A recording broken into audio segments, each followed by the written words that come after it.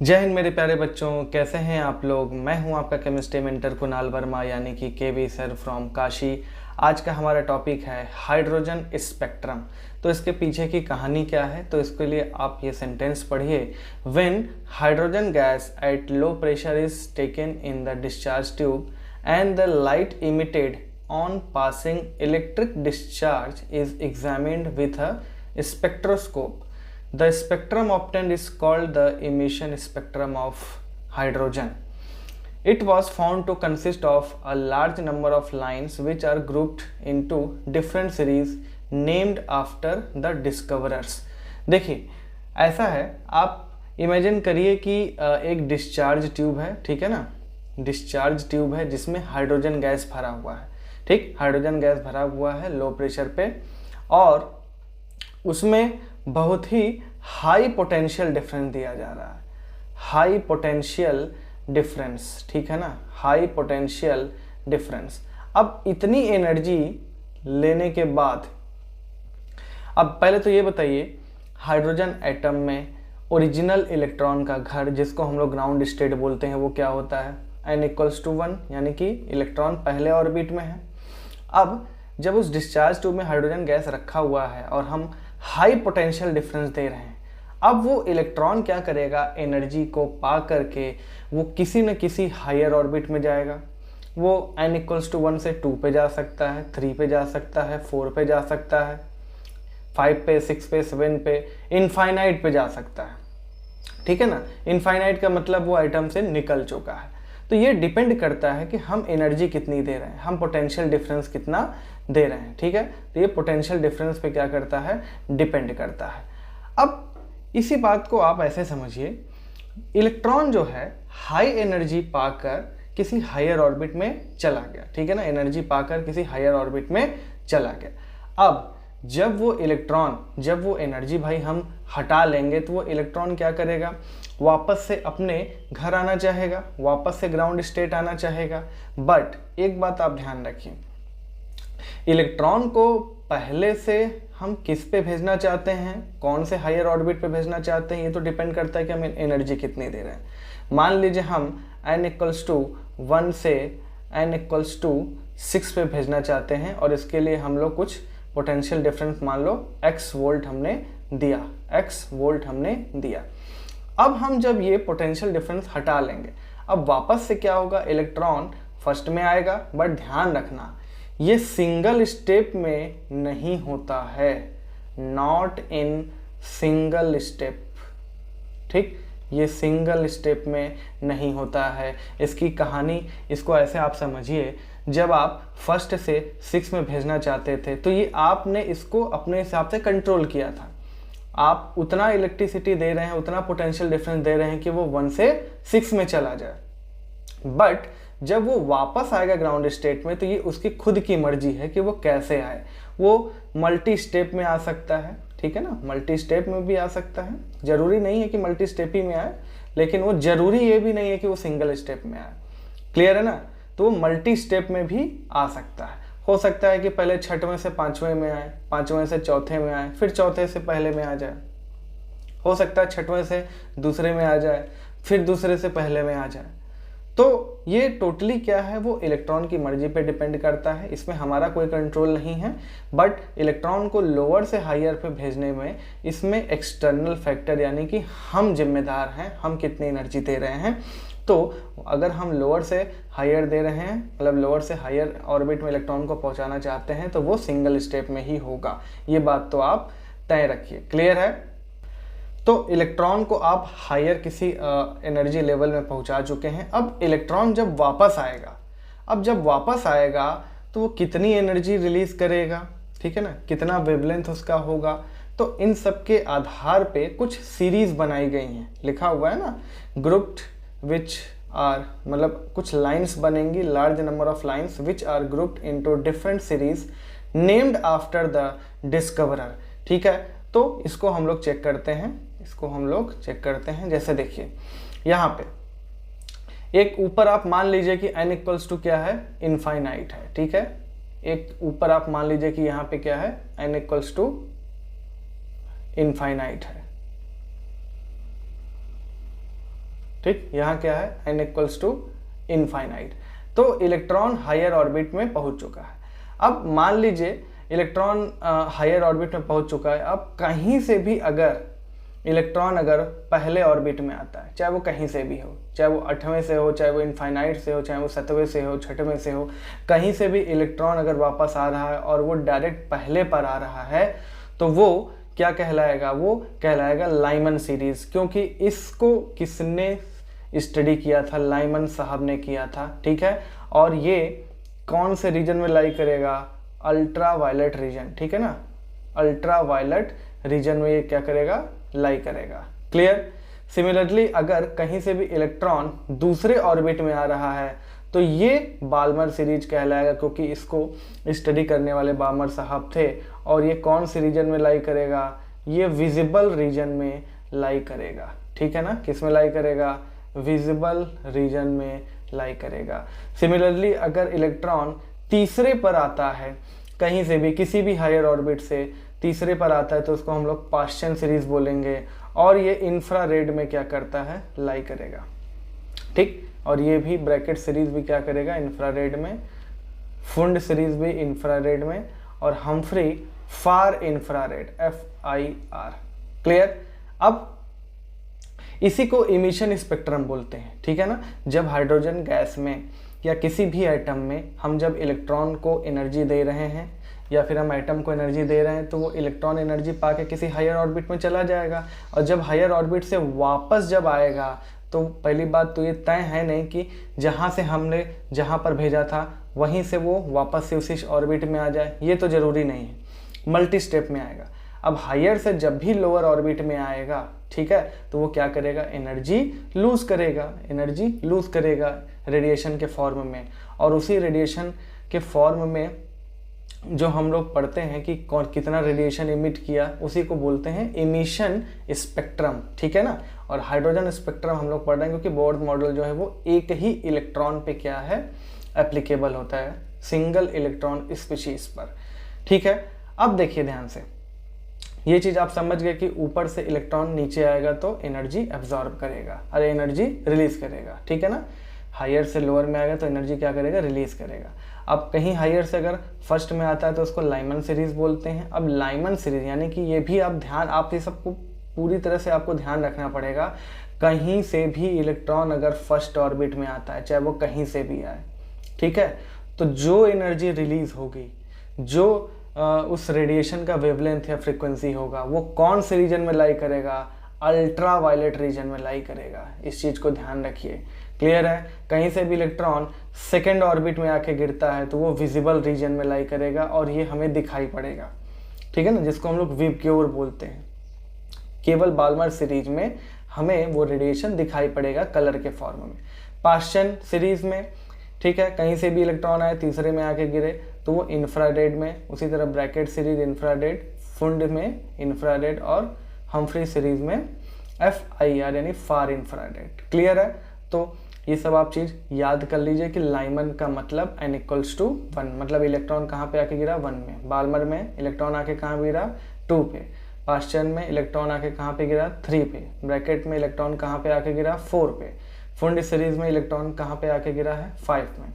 Humphry में electron कहाँ पे आके गिरा है? 6 पे।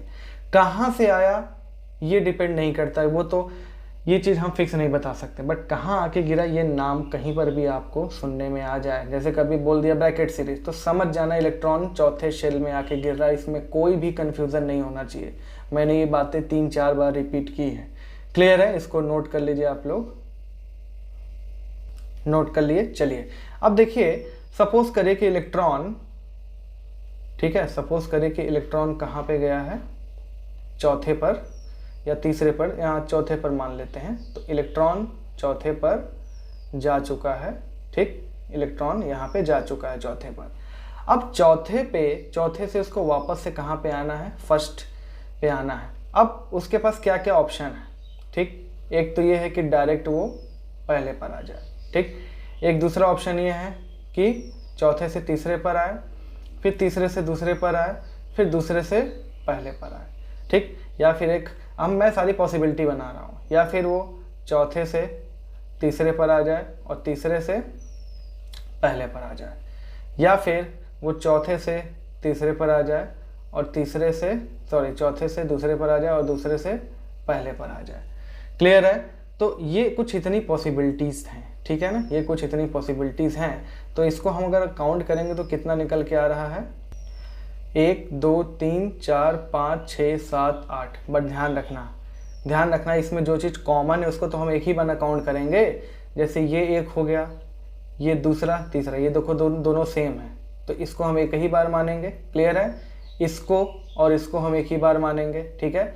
तो एक लाइन ये हो गया, दूसरा लाइन ये हो गया, तीसरा लाइन ये हो गया, चौथा लाइन ये हो गया, पांचवा लाइन ये हो गया और ये छठा लाइन हो गया। यानी कि यही जो पॉसिबिलिटीज़ हम बोल रहे हैं इसी को बोला जाता है लाइंस। ये जो पॉसिबिलिटीज़ हम बोल रहे हैं कि कितना पॉसिबिलिटीज़ है, ठीक है ना, इसी को बोला जाता है लाइंस। क्लियर है? तो इलेक्ट्रॉन अगर चौथे से अगर फर्स्ट में आ रहा है तो कितनी पॉसिबिलिटीज़ हैं, 4 पॉसिबिलिटीज़ हैं, यानी कि 4 लाइंस बनेंगी। तो क्या हम ऐसे ही सारी पॉसिबिलिटीज़ बना के पता करेंगे? जी नहीं, ये हम बता के नहीं, हम बना के बार बार नहीं पता करेंगे। इसके लिए हम एक फॉर्मूला बता देते हैं। क्लियर है ना? तो total number of spectral lines, ठीक, total number of spectral lines,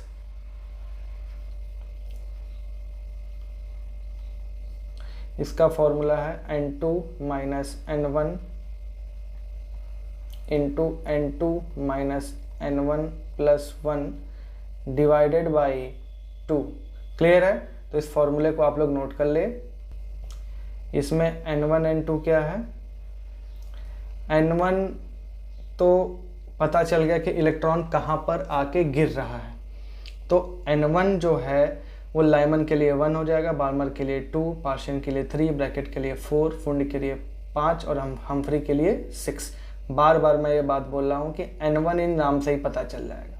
n2 जो है वो इलेक्ट्रॉन कहाँ से आ रहा है, इलेक्ट्रॉन कहाँ से आ रहा है उसको बोलेंगे n2।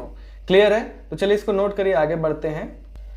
तो चलिए अगर हम ये देख रहे हैं कि इलेक्ट्रॉन रेडिएशन इमिट करेगा, हायर से लोअर पे आएगा, तो ये बात तो हम कर चुके हैं कि एनर्जी कितना वो करेगा, रेडिएट कितना इमिट करेगा, वो 2 एनर्जी लेवल का जो डिफरेंस होगा। और ये फॉर्मूला हमने पढ़ा था, delta E equals to 13.6 Z square 1/n1 square minus 1/n2 square.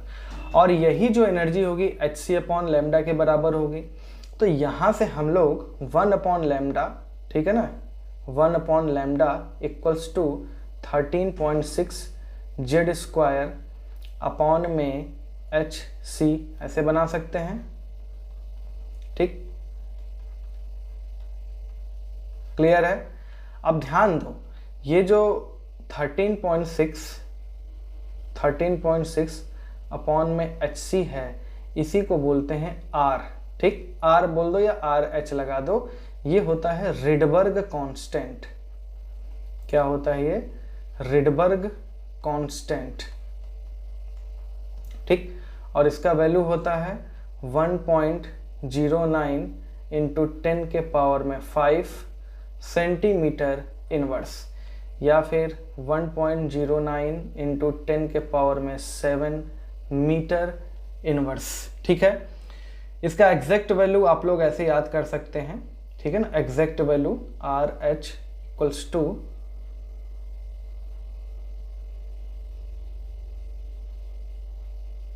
ठीक, आप ऐसे याद करिए। कैसे?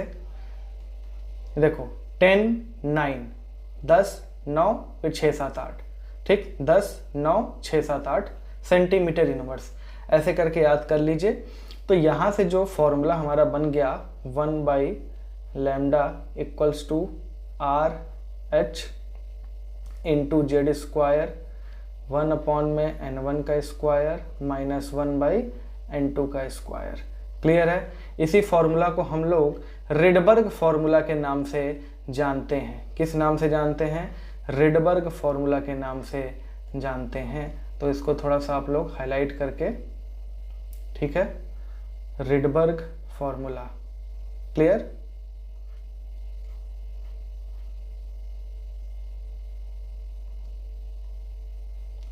ठीक, ये क्या है? Rydberg formula.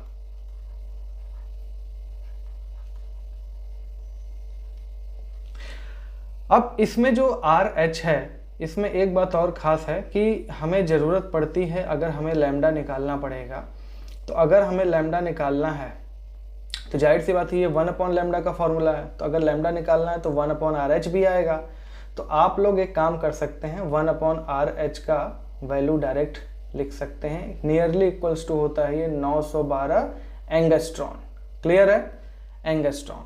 ठीक, तो ऐसे आप ये काम कर सकते हैं। ठीक, तो जैसे RH का जो यूनिट रहेगा उसके आधार पे लैम्डा निकलेगा, बट जब आपको लैम्डा निकालना है तो 1/RH के जगह पे आप 912 रख देंगे, अल्टीमेटली आपका लैम्डा किस में आ जाएगा? एंगस्ट्रॉन में आ जाएगा। क्लियर है? इसको नोट करिए। आइए कुछ और बातें करते हैं। देखिए यहाँ पे उसी चीज़ को हमने समराइज कर दिया है, Lyman, Barmer, portion, bracket, फुंड, Humphry. ठीक है, इनका रीजन भी यहाँ पे हमने लिख दिया है, N1 भी लिख दिया है कि इसका मतलब इलेक्ट्रॉन कहाँ पर आएगा। हाँ, N2 क्या हो सकता है? अब लाइमन का मतलब कि इलेक्ट्रॉन तो पहले पे गिर रहा है, कहाँ से गिर सकता है? मिनिमम वैल्यू हो सकती है 2। ठीक है, तो N2 क्या हो जाएगा? 2, 3, 4, 5, कहीं से भी हो सकता है। 1 के बाद जो भी होगा वो लाइमन के लिए हो जाएगा 2, 3, 4, 5, 6, 7, 8 ऐसे करके। बाल्मर के लिए 2 पे आके गिर रहा है, कहाँ से आके गिरेगा? कम से कम तीसरे से आके गिरेगा, या चौथे से आके गिरेगा, या 5वें से आके गिरेगा, एंड सो ऑन।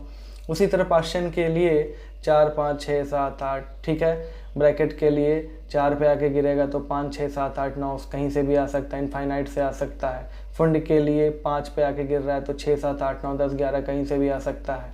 हम्फ्री के लिए 7, 8, 9, 10 कहीं से भी आ सकता है। अब देखो total number of spectral line तो हम लोग पढ़े थे। यहाँ पे स्पेक्ट्रल लाइन अगर तुमसे बोल दे कि लाइमन में कितना है स्पेक्ट्रल लाइन, तो N2-1, बाल्मर में कितना है N2-2, पार्शियन में कितना है N2-3, ब्रैकेट में कितना है N2-4, फुंड में कितना है N2-5, हम्फ्री में कितना है N2-6। तो कभी कभी ये ना पूछ देता है कि बताओ कितने स्पेक्ट्रल लाइन होंगे अल्ट्रा वायलेट रीजन में। ठीक है, अल्ट्रा वायलेट रीजन में। ठीक, तो उसके लिए आप क्या करेंगे? सिमिलरली एकदम सिंपल है, N2-1 बस कर देंगे। वहाँ पे टोटल आपसे नहीं पूछ रहा है, आपसे पूछा लाइमन में कितना है। ठीक, उसी तरह आपसे पूछ देगा बाल्मर में कितना है या विजिबल रीजन में कितना है, तो N2-2 हो जाएगा। क्लियर है? तो ये बात बहुत ही ज़्यादा इंपॉर्टेंट है, आप ये समझ जाइए। हाँ, अब कुछ और बातें हैं। हमसे मैक्सिमम और मिनिमम वेवलेंथ पूछ देता है कभी कभी। ठीक, मैक्सिमम वेवलेंथ और मिनिमम वेवलेंथ, क्या मतलब है इन सब चीज़ का? मैक्सिमम और मिनिमम वेवलेंथ का क्या मतलब है? तो आप यहाँ पे देखिए वेवलेंथ और एनर्जी में कैसा रिलेशन होता है। वेवलेंथ और एनर्जी में कैसा रिलेशन होता है? तो वेवलेंथ और एनर्जी में इन्वर्सली का रिलेशन होता है।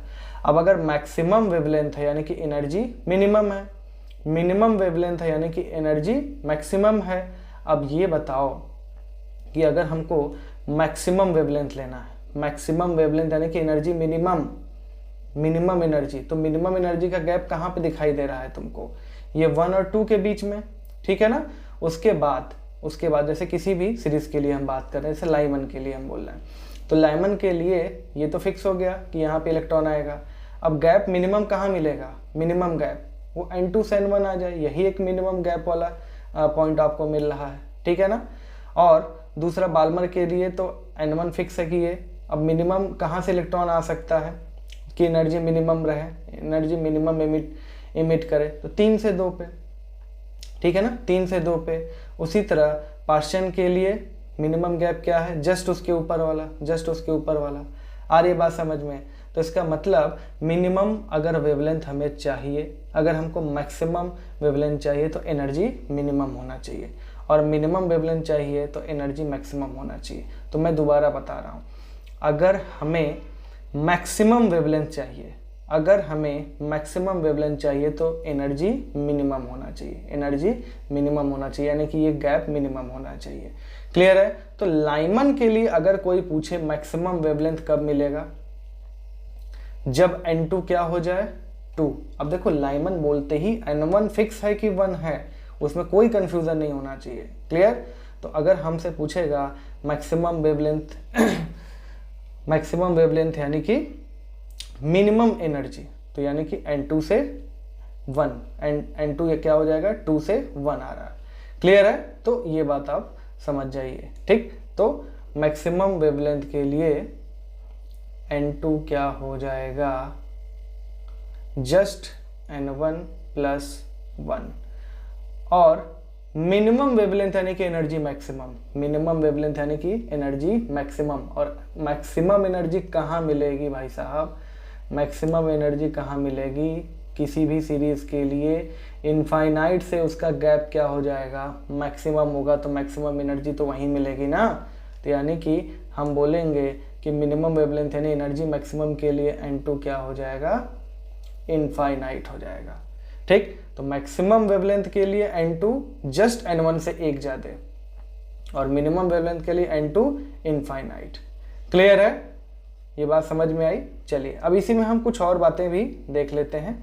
हाँ, हमसे कह देगा, हमसे बोल देगा जैसे कि first line of question, first line of question, ठीक है ना, first line of question, second line of बामर, third line of Lyman, ऐसे हमसे शब्दों का प्रयोग करेगा तो हम उसका क्या मतलब निकालते हैं, इसके लिए भी हमको यहाँ भी चलना पड़ेगा। देखिए, अगर तुमसे बोल दिया कि first line of Lyman, Lyman बोलते ही हम शुरुआत यहाँ से करेंगे, n equals to N1 equals to 1। अब इसके लिए जस्ट इसके ऊपर वाला जो लाइन है वो उसका फर्स्ट लाइन हो गया। लाइमन के लिए ये उसका फर्स्ट लाइन, ये उसका सेकेंड लाइन, ये इसका थर्ड लाइन, ये इसका फोर्थ लाइन। तो कभी आपसे बोले थर्ड लाइन ऑफ लाइमन, देखो मैं केवल बोल रहा हूँ थर्ड लाइन ऑफ लाइमन, तो उसके लिए एन, लाइमन नाम सुनते ही N1 तो 1 हो गया, थर्ड लाइन मतलब कि ये इसका फर्स्ट लाइन, ये इसका सेकेंड लाइन, ये इसका थर्ड लाइन, यानी N2 बराबर क्या हो जाएगा, 4 हो जाएगा। इस बात का ध्यान रखिए। क्लियर है ना? हमसे बोल दे third line of question, third line of question, तो क्वेश्चन नाम सुनते ही हम समझ गए कि N1 कितना है, 3 है। N2 क्या हो जाएगा, अब देखो इसके लिए ये फर्स्ट लाइन हो गया, ये सेकेंड लाइन हो गया, ये थर्ड लाइन हो गया, यानी N2 बराबर क्या हो जाएगा, 6 हो जाएगा। ठीक है ना? क्वेश्चन सीरीज के लिए थर्ड लाइन, फर्स्ट लाइन का मतलब फोर्थ, ठीक है ना, सेकेंड लाइन का मतलब N2 बराबर 5 और थर्ड लाइन का मतलब N2 बराबर 6 हो गया। क्लियर है? तो इतना अगर आप चीज समझ गए तो अब हम न्यूमेरिकल की तरफ चलते हैं, इसको नोट करिए फटाक से। चलिए कुछ एग्जांपल देख लेते हैं। Find wavelength of emitted photon when electron undergoes transition from n equals to 4 to n equals to 1। Wavelength हमको निकालना है, तो 1 upon lambda equals to r, ठीक, RH। अब यहाँ पे देखो कुछ ना बोले तो वो हाइड्रोजन एटम की बात कर रहे हैं, यानी कि Z इक्वल्स टू 1 है, तो 1 लिखने की कोई ज़रूरत नहीं है। अब इसके आगे हम लोग लिख देते हैं 1 अपॉन में N1 का स्क्वायर यानी कि 1 का स्क्वायर, माइनस 1 अपॉन में N2 का स्क्वायर यानी कि 1 अपॉन 4 का स्क्वायर यानी कि 1 अपॉन 16।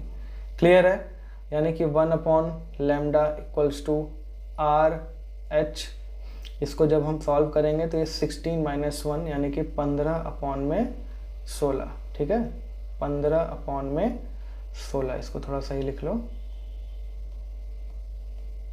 ठीक है, 15 अपॉन में 16। तो यहाँ से लैम्डा क्या हो जाएगा, लैम्डा हो जाएगा भाई, इसको रेसिप्रोकल कर दो, 16 अपॉन में 15 इंटू 1 अपॉन में RH।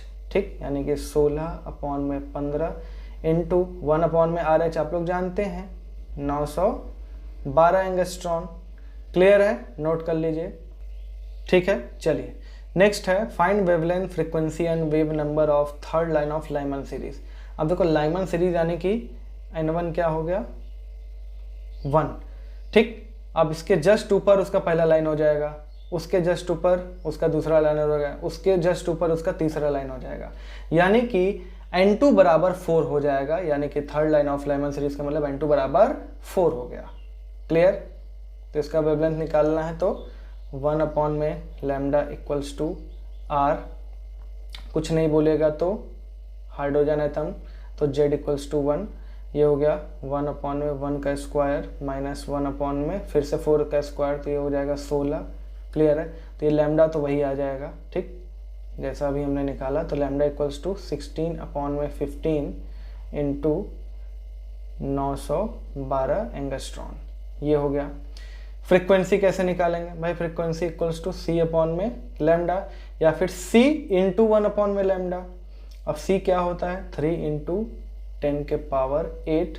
ध्यान देना ये मीटर पर सेकेंड में है, तो और ये जो वेवलेंथ हमने निकाला है ये एंगस्ट्रॉन में है, तो इसको पहले मीटर में चेंज करो।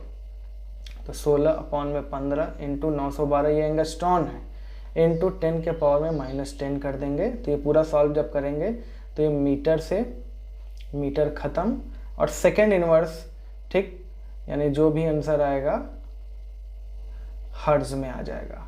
क्लियर? इसको आप लोग सॉल्व कर लेंगे। वेव नंबर भाई क्या होता है? 1 अपॉन में लैम्डा, ठीक। तो 1 अपॉन में लैम्डा हम लोग यही निकाल रहे थे, equals to RH into 15 upon में 16, यानी कि 1.09 इंटू 10 के पावर में 7, ये मीटर इनवर्स में, इंटू 15 अपॉन में 16 मीटर इनवर्स। ये आ जाएगा वेव नंबर, न्यू बार। क्लियर? नोट कर लीजिए इसको, फिर नेक्स्ट क्वेश्चन पे चलते हैं। चलिए नेक्स्ट क्वेश्चन देखते हैं। इस बार हमसे मैक्सिमम और मिनिमम वेवलेंथ पूछा है लाइमन और पास्चन सीरीज का। तो पहले लाइमन सीरीज के लिए निकालते हैं, ठीक है। तो 1 अपॉन में लैम्डा मैक्स की बात करते हैं, इक्वल्स टू क्या हो जाएगा? RH, ठीक, हाइड्रोजन है तो 1 हो जाएगा। अब लाइमन सीरीज की बात हो रही है तो N1 तो 1 ही हो जाएगा, तो 1 का स्क्वायर यानी कि 1 माइनस। अब मैक्सिमम वेवलेंथ यानी कि एनर्जी मिनिमम यानी कि गैप सबसे कम यानी कि जस्ट पहले ऑर्बिट से जस्ट ऊपर वाला यानी कि 2, तो 1/2 का स्क्वायर यानी कि 1/4 हो जाएगा। तो यहाँ से 1 अपॉन में lambda max equals to RH, ये कितना हो जाएगा? 3/4। तो यानी कि लैम्डा मैक्स लाइमन के लिए क्या आ जाएगा? 4/3 इंटू 1 अपॉन में RH, ठीक। अब RH के जगह पे आप लोग 912 रख के निकाल सकते हैं एंगस्ट्रॉन में। क्लियर? अब मिनिमम वेवलेंथ की बात करें, मिनिमम वेवलेंथ यानी एनर्जी मैक्सिमम यानी कि गैप सबसे ज़्यादा। गैप कहाँ पे सबसे ज़्यादा होगा भाई? इनफाइनाइट पे, ठीक है, इनफाइनाइट हो जाएगा इनटू, तो RH लाइमन है तो वही तो 1 ही रहेगा, 1 स्क्वायर तो -1 बाई इनफाइनाइट का स्क्वायर। तो 1 अपॉन में इनफाइनाइट का स्क्वायर ये तो 0 हो जाएगा, यानी कि 1 अपॉन में लैम्डा मिनिमम क्या हो जाएगा? RH के बराबर आ जाएगा, यानी कि लैम्डा मिनिमम कितना आ जाएगा? 1 अपॉन में RH यानी कि 912 एंगस्ट्रॉन। क्लियर है? बी, पास्चन सीरीज की बात करें, लाइमन, बार्मर, पास्चन, तो N1 तो इसका 3 हो गया, ठीक है। तो 1 अपॉन में लैम्डा मैक्स का फॉर्मूला लगाएं, तो RH, Z तो 1 ही है, तो 1 अपॉन में 3 का स्क्वायर यानी कि 9 माइनस 1 अपॉन में जस्ट इसके लिए ऊपर वाला इसके क्या हो जाएगा? N1 में 1 जोड़ देंगे तो वही मैक्सिमम वेवलेंथ के लिए आ जाएगा, यानी कि 4 का स्क्वायर तो 16। क्लियर? तो यहाँ पे क्या आ जाएगा? 1 अपॉन में lambda max equals to RH, कितना आ जाएगा? 16 में से 9 गया, कितना आ जाएगा? 7 अपॉन में 9 इंटू 16, ठीक है। तो यहाँ से लैम्डा मैक्स क्या हो जाएगा? 9 इंटू 16 अपॉन में 7 इंटू 1 अपॉन में RH, RH आप रख लेंगे, ठीक, 912। मिनिमम वेवलेंथ की बात करें तो 1 अपॉन में lambda minimum equals to RH, ये तो 1 अपॉन में 9 ही आएगा भाई, पार्शियन की बात हो रही है। अब मिनिमम वेवलेंथ यानी कि एनर्जी मैक्सिमम यानी गैप सबसे ज़्यादा यानी कि N2 बराबर इनफाइनाइट का स्क्वायर। क्लियर है? तो यहाँ से लैम्डा मिनिमम कितना आ जाएगा? लैम्डा मिनिमम आ जाएगा 9 इंटू 1 बाई RH।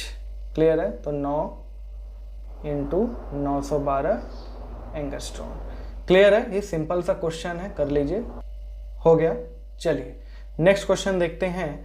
अब यहाँ पे पूछा है find the ratio of maximum wavelength of Lyman and Barmer series of hydrogen atom, यानी कि हमसे lambda max of Lyman upon में लैम्डा मैक्स ऑफ बार्मर पूछ रहा है। क्लियर। चलिए दोनों के लिए अलग अलग हम क्या करें हैं, पहले तो बनाते हैं क्वेश्चन, फिर उसको डिवाइड कर देते हैं। देखिए सीखते समय आपको कोई जल्दीबाजी नहीं करनी है, सीख जाएंगे तो आपका क्वेश्चन खुद ही बहुत जल्दी जल्दी होने लगेगा, और हो सकता है कुछ क्वेश्चन करने के लिए आपको कलम ही ना चलाना पड़े।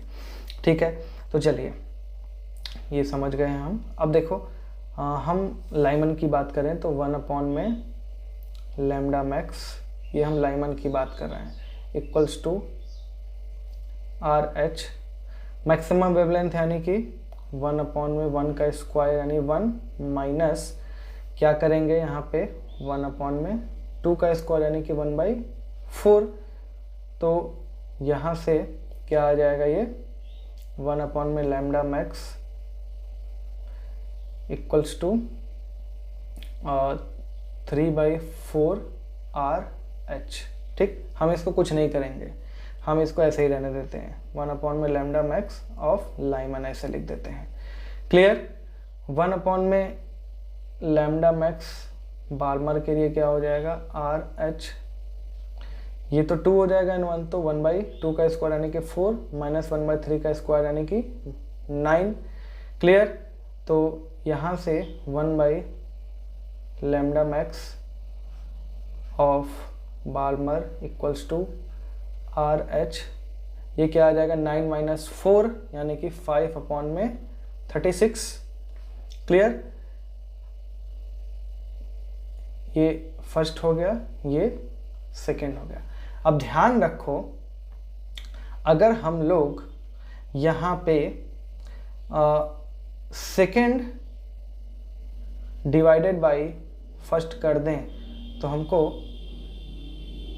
Lambda max of Lyman upon में लैम्डा मैक्स ऑफ बार्मर मिल जाएगा। क्लियर है ना। हमको सेकेंड बाई क्या करना पड़ेगा, फर्स्ट। तो आर एच है तो आर एच खत्म हो गया, तो ये क्या बच जाएगा 5/36 अपॉन में 3/4 यानी 5/36 इंटू 4/3। क्लियर। तो ये कितना आ जाएगा, ये गया 9 बार में, तो ये आ गया 5 अपॉन में 27। क्लियर है, यही आपका आंसर हो जाएगा। अब चाहे तो लैम्डा मैक्स वहाँ से निकाल के वापस से सही से आप रेशियो ले सकते हैं, बट ऐसे ध्यान रखना कि आपको अगर दिस अपॉन में दिस करना है तो सेकेंड बाई फर्स्ट करना पड़ेगा। क्लियर, इसको नोट कर लीजिए। चलिए नेक्स्ट क्वेश्चन देखते हैं। यहाँ पे क्या हुआ है, लिखा हुआ है कि if wavelength of second Lyman line is x then find wavelength of first line of Balmer series. देखो ऐसे क्वेश्चन में हमको x के ही टर्म में आंसर निकालना है। चलिए जो दिया है उसको लिख लेते हैं और जो चाहिए उसको भी लिख लेते हैं। तो अगर दिया हुआ है सेकंड लाइमन लाइन के लिए वेवलेंथ x, तो 1 अपॉन लैम्डा की जगह पे हम लोग 1/x लिख देते हैं, यानी कि 1/x इक्वल्स टू, ठीक है। अब कुछ नहीं है तो ये हाइड्रोजन के लिए है, तो आर एच इंटू 1 का square.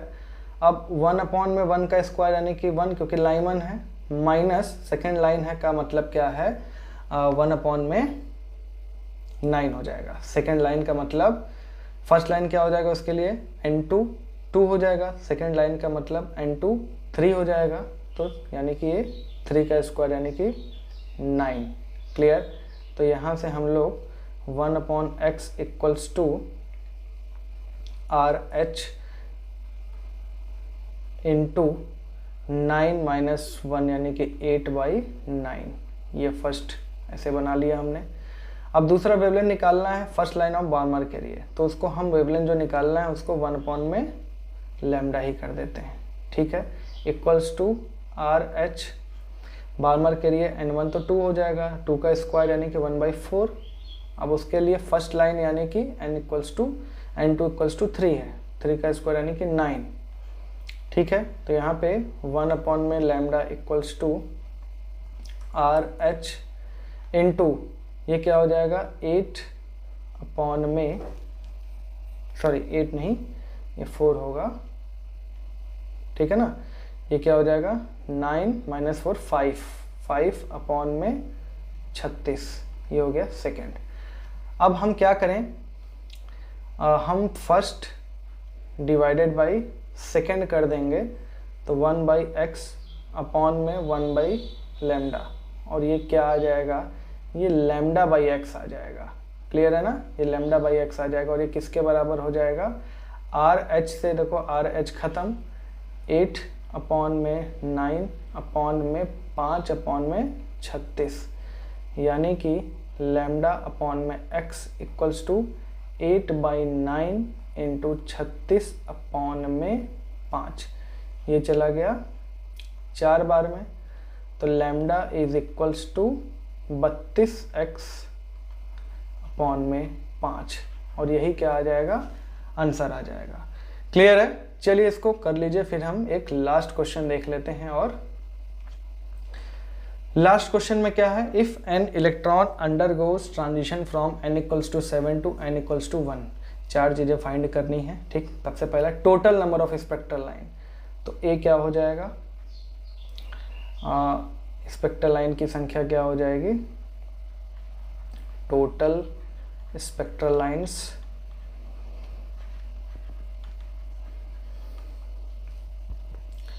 n2 minus n1 into n2 minus n1 plus 1 divided by 2, कितना हो गया, 7 माइनस 1 6 इंटू 7 माइनस 1 प्लस 1 यानी 7 अपॉन में 2, ये आ गया 21, यानी टोटल 21 पॉसिबिलिटीज होगी। क्लियर। अब इसमें पूछा है टोटल लाइंस ऑन ऑन के जगह पे कर लेना in visible region, visible region में क्या कितना होगा, तो विजिबल रीजन यानी कि बाल्मर सीरीज, तो बाल्मर सीरीज में कितना हो जाएगा, n2 माइनस 2 यानी कि n2 यानी कि 7 माइनस 2 इक्वल्स टू 5 लाइन्स, ठीक। 5 लाइन्स विजिबल रीजन में लाई करेगी। See total lines except Balmer series, तो बाल्मर सीरीज में कितने आ रहे हैं, 5 आ रहे हैं, ठीक है, और टोटल कितने हैं 21, तो 21 माइनस 5 कर देंगे तो ये आ जाएगा 16।